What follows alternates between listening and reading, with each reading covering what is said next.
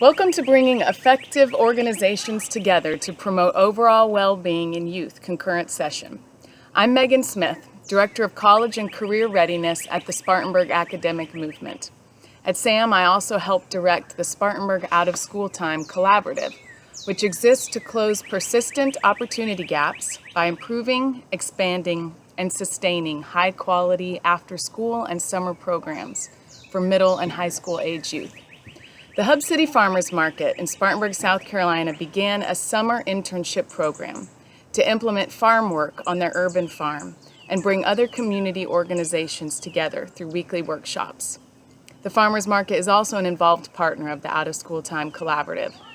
In this session, you will learn the secret behind their program's effectiveness and how it's connecting youth to the land and its community and helping to reduce disparities. Today's speakers are with the Hub City Farmers Market. They are Executive Director Jordan Wolfe and Education Coordinator Raven Logan.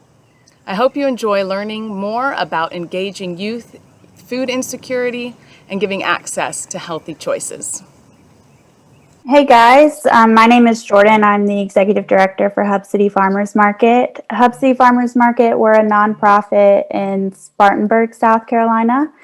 And we have a couple of programs that make us unique. We started off with a Saturday farmers market in 2003 and have since grown from there. So we have a Saturday market that we average about 35 vendors every Saturday, and it's a producer-only market. It's from 8 to 12, April to December in Northside Harvest Park, which is considered a food desert in Spartanburg.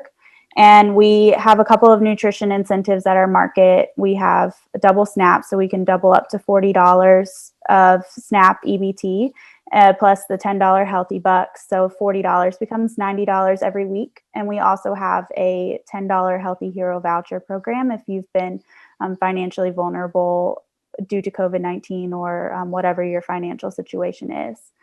We also have a mobile market.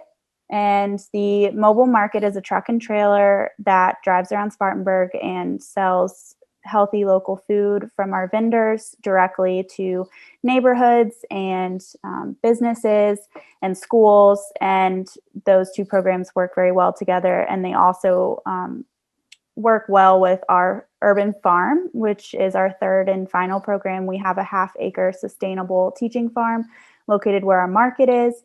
And we have an education program called Seed to Table there. And that is where we do STEM-based curriculum at the farm for kids ages 5 to 14. And then we also have our youth program for high school students, which is what we'll talk about today. So our objective today is to focus on the Youth Summer Internship Program. And we'll go into detail to talk about how the effective organizations working together actually promotes overall well-being. And we'll look at some of the factors that are affecting the youth in Spartanburg County and our community, specifically looking at some of the ACEs as well. And then we'll finish up and talk about some of the policies that support the program and some of our future policies that we hope to incorporate.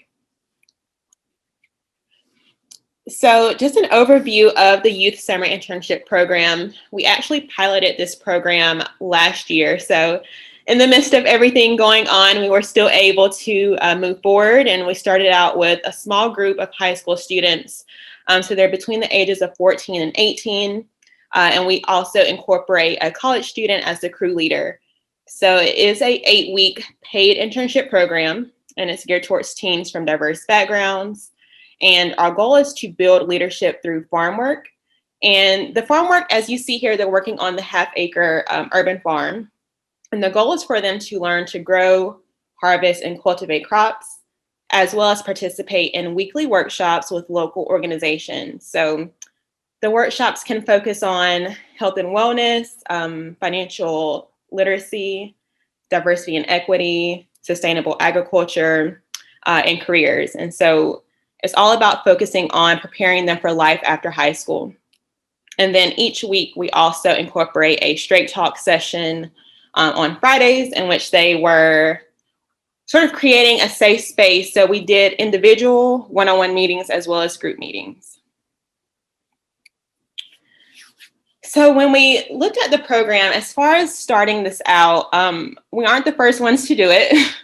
And so there are others that we sort of followed after as far as the structure of the program, but we wanted to make sure that we were looking at what's happening in our community.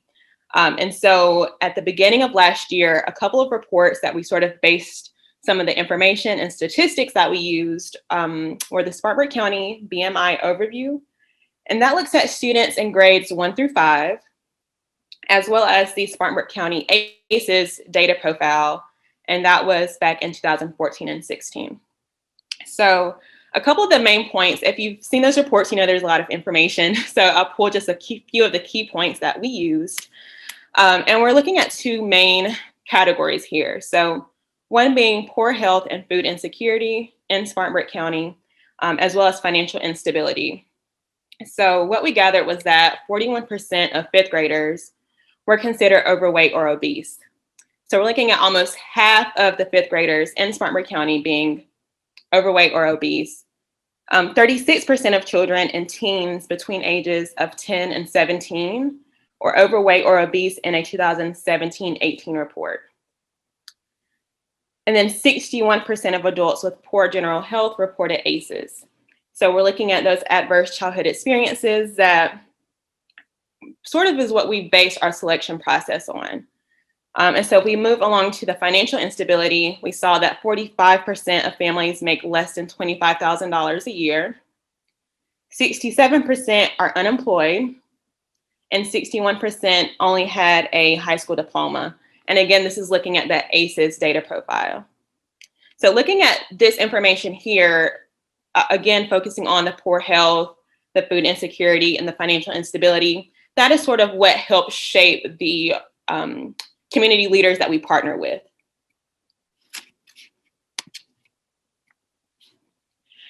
So going into the selection process, last year it was our point, and also this year, since we just went through the application and interview process, again, our goal is to make sure that we have diverse backgrounds.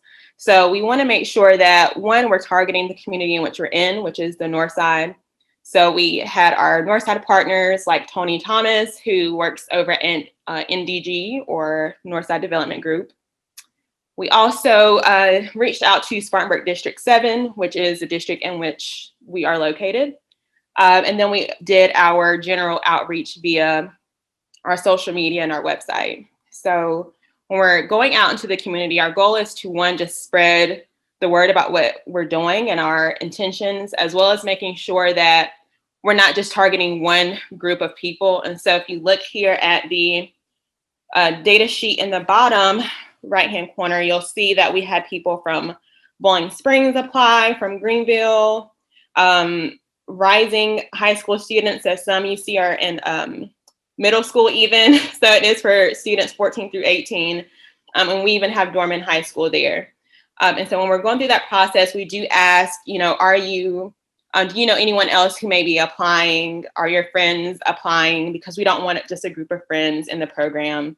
And we made sure that we were pulling people, or at least marketing in different parts of the community.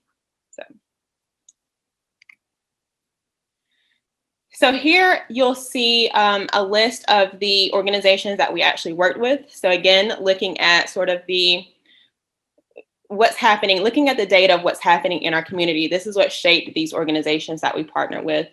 So we have Monarch Cafe here, which is actually located at Harvest Park. And that is where they did their cooking demos. So they were able to learn about nutrition, take what they had grown on the farm, and then we used those ingredients to make dishes at Monarch. We worked with Atlas Organics, which is where they learned about sustainable agriculture, learned about the soil that they're actually using on the farm. We worked with Spartanburg Academic Movement, also known as SAM, and that really brought in our One Spartanburg aspect. So they were able to share resources and know that it's not just Hub City Farmers Market that is there to assist them. They were able to learn about other organizations as well.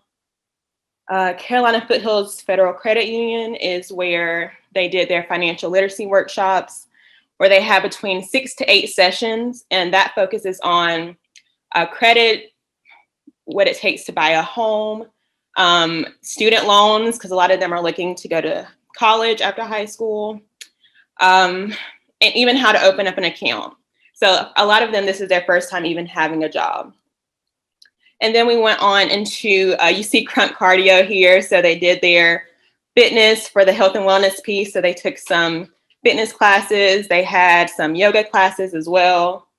The elephant group is here, which taught them their diversity and equity workshops. And then we had sort of at the bottom, you'll see the Army National Guard, the Spartanburg Community College, and Start Me. So all of that is geared towards life after high school. So giving them different avenues to pursue a career. So whether that's going to college or going into the military or starting your own business. And then mental fitness there is where they did their mental health workshops. So the policies that we currently have in place are promoting growing your own food and healthy eating. And we address that through the farm work, the nutrition workshops, as well as the cooking demonstrations. An opportunity that we saw was for us to potentially provide lunches, just to sort of even out the playing field there, just because we noticed that some students, even though we're teaching them healthy eating and teaching them how to grow their own food, ultimately they're not the ones making those decisions at home. And so us providing the lunches would sort of make sure that they are implementing that as best as possible. Also building raised beds throughout the community is a way for them to take what they're learning and help the community implement that as well. And that goes into building strong community support. So we do that, of course, by partnering with like-minded organizations that share our program mission. And then moving on to providing youth with the tools to succeed in life after high school. Again, that's financially, socially, emotionally, and physically through the community workshops. And then that creating a safe space to address their feelings and emotions. And I really enjoyed that one because on Fridays, they're able to really bring up any positives or deltas that they experienced throughout the week. And we were really able to sort of gain an understanding, especially when we did the one-on-one sessions, that they were more vulnerable and able to really express, okay, I know that I fell short here and I would like to change that moving forward. And so all of the policies are things that we will continue to implement this year moving forward. And we would also like to add connecting families to resources. So I talked a little bit about how we're teaching these things to the kids, and of course the kids are the future, but if we're not helping their families, then it's sort of hard to make sure that these things are implemented now and that we're really continuing the change. And so having more parent involvement in the financial and nutrition workshops are things that we hope to continue and implement this year, of course, with some COVID provisions there.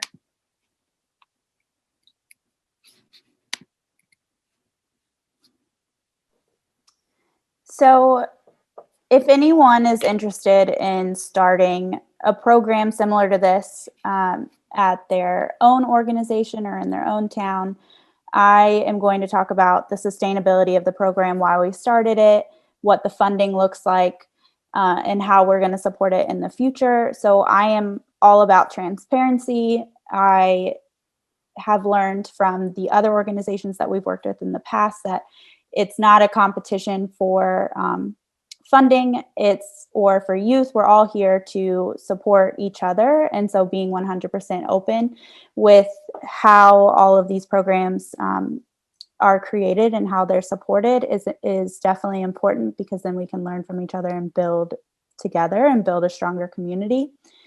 So I've been with Hub City Farmers Market for 2 years. So I started in January of 2019. And before I started, we had a education program called Seed to Table. And that is like I said before, a curriculum-based STEM program for kids ages 5 to 14. So we have about 200-300 students that come to the farm, or we go to the school and we teach them about healthy eating through sustainable agriculture. And we build it into their curriculum.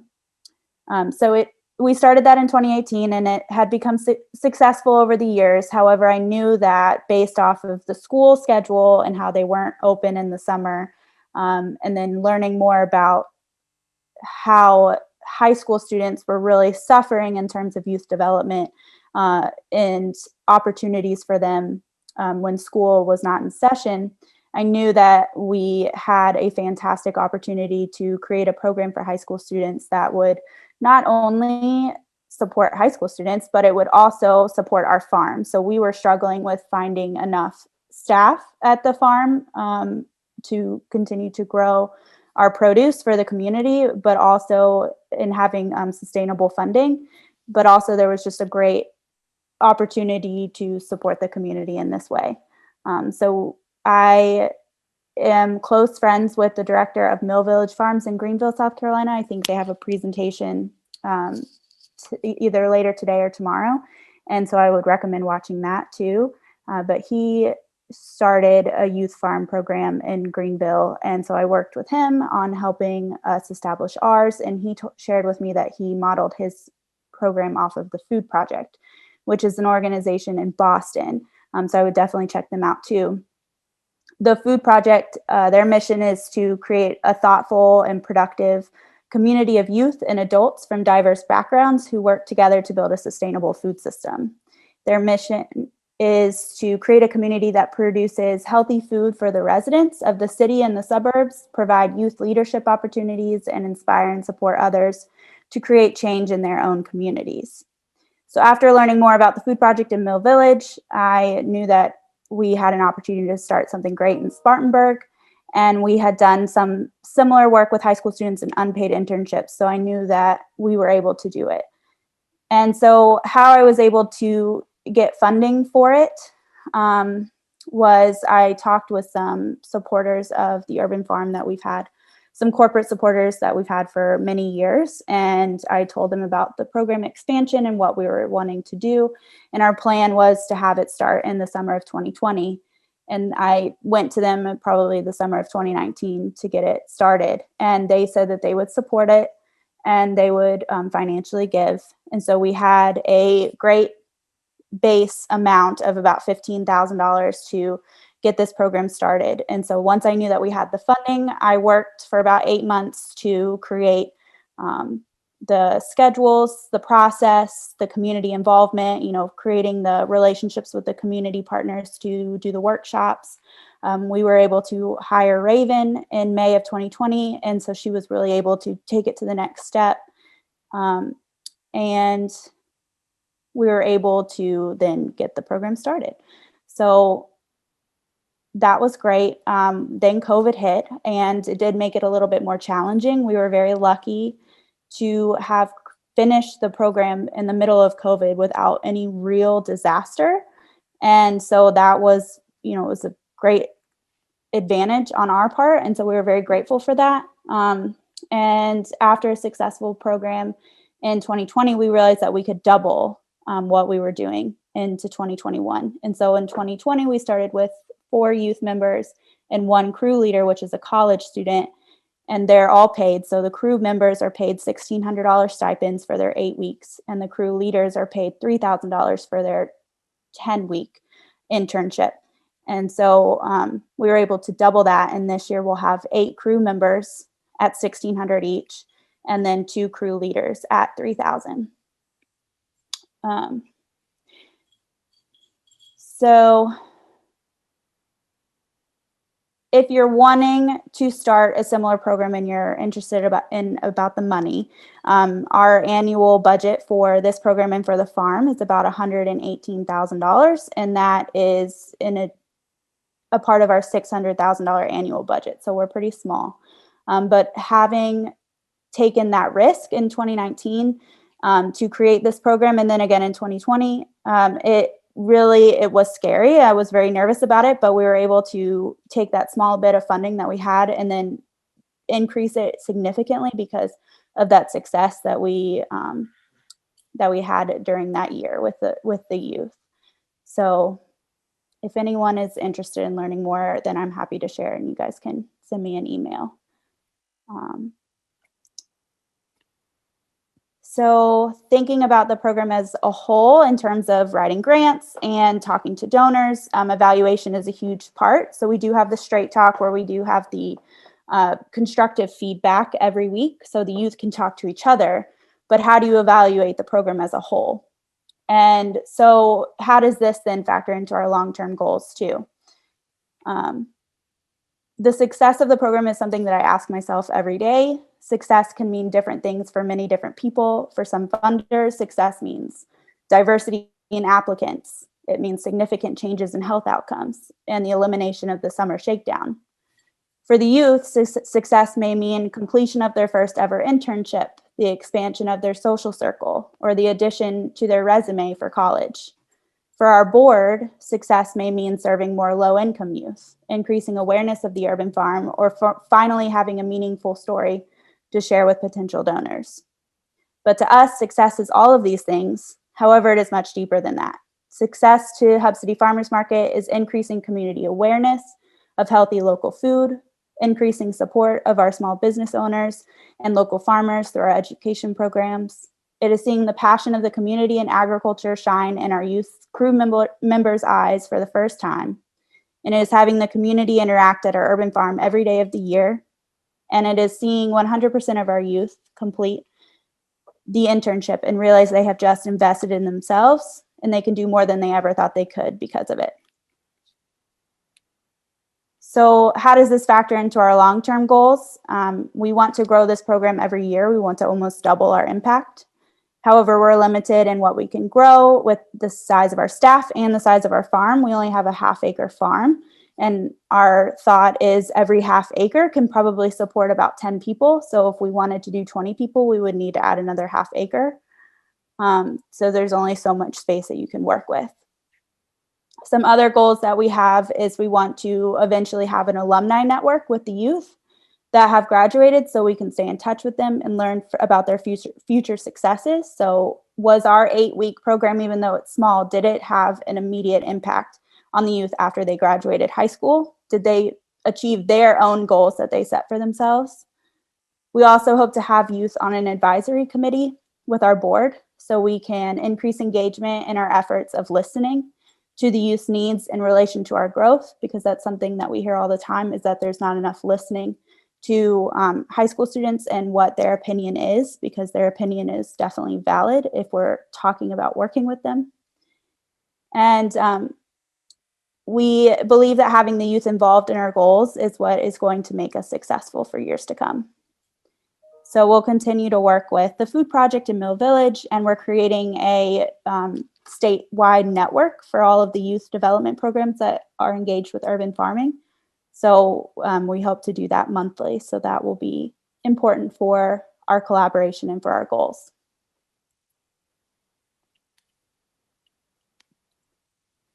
So just a little quote from last year. We saw success with our first year of the program. Micah was one of our graduates. He said that my summer with Hub City Farmers Market as a youth crew member was so fulfilling. The work was hard, but it was meaningful and every day was unique. I learned so much about myself and grew to appreciate my peers and our differences. It was the best summer ever.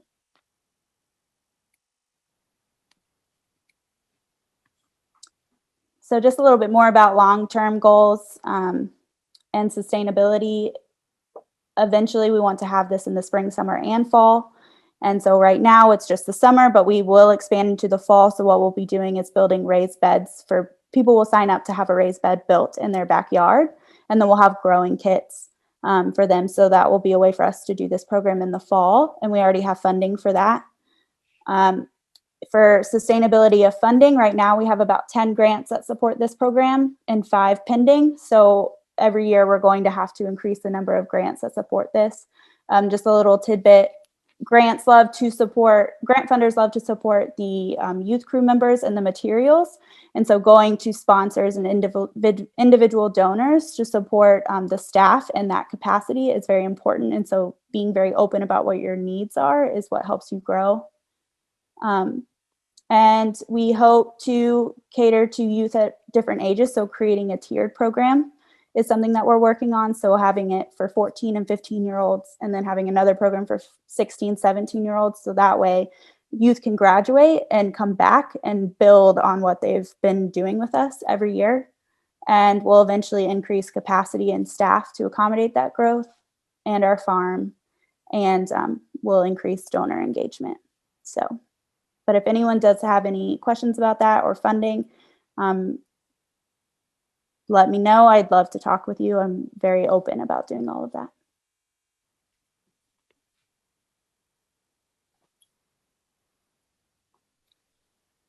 Well, thank you all so much for joining us today. And if you all have any questions, we're more than happy to answer any of those for you. Thank you both so much. Hello, everyone. I'm Lauren Everett. I'm a community coordinator with Eat Smart Move More. We do have a few questions. One is, what was the biggest hurdle you faced when starting this project? I'll say from my perspective, the biggest hurdle was getting it started when we had small support staff. It's hard to grow a program when you're already kind of stretched thin with how many hours you have. And having the board constantly ask you, is this sustainable? Or are you going to be able to make this happen every single year? Or are you going to be able to continue to invest in the program? So being able to answer that without knowing what was going to happen was hard for me on my end. But once we received funding to hire Raven through, I think Raven's salary was able to be funded through a couple of grants that we were able to get. Once Raven started, then it was smooth sailing for me after that. So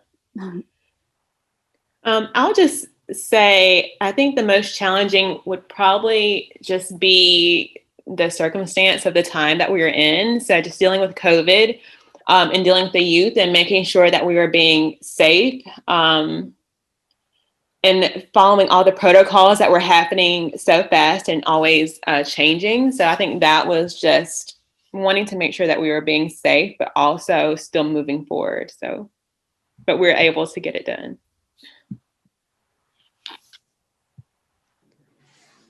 That's awesome. This sounds like an amazing program. I'm really, as a former youth leader, I would love to be involved in something like this. As far as for the fall, how will you keep youth engaged if they're going to be working in their own backyards? Will there be check-ins? What are some details? What's the plan for that? Raven, do you want to share about the fall program?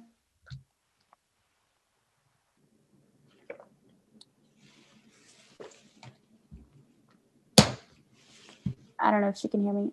So the fall, it's going to be a 10-week, we think it's going to be a 10-week internship, and it's going to be a little different. So they're still going to be working with us directly.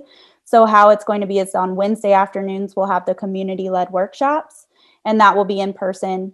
And then so that'll be after school. And then on Saturdays, they will be coming either to the farmers market and working the farmers market and building some economic mobility that way. So learning about small businesses and entrepreneurship through that, but also working on the farm since we're all in the same location so we can split everyone up. And then the third thing we'll be doing it on Saturdays is building raised beds for other people. So it'll be for community members. So people will sign up on our website to get a raised bed. And if they need financial assistance, it'll be free. If they don't, then we're thinking it'll be about $250 for the raised bed cost, and we'll build it for them and put it in their backyard.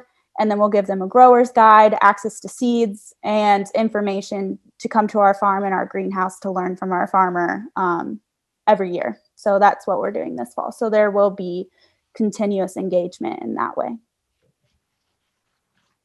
That's awesome. Well, thank you guys for a great session. This was a great presentation, and thank you to the audience for your questions.